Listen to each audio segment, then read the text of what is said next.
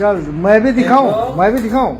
देखो देखो यार, एक कांकेर 11 बटालियन की सी कंपनी का आज बड़े खाना बने हैं।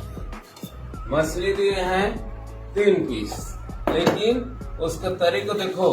ये पानी, ये पानी, ये पानी, ये देखो, ये पानी ऐसे बनता है इस कंपनी का खाना।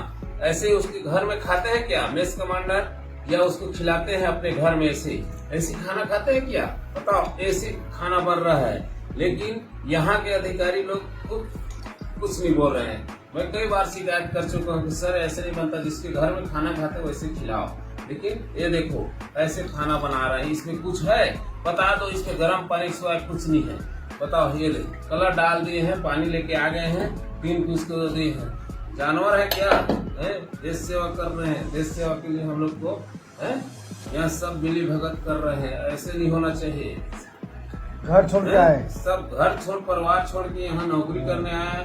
आधा से देखो, ये पानी को दे रहा है खाना खाने के लिए। इसमें जवान क्या करेगा? कटिंग आएगा 74 रुपए। कटिंग भेज रहे हैं 75 रुपए, 74 रुपए है।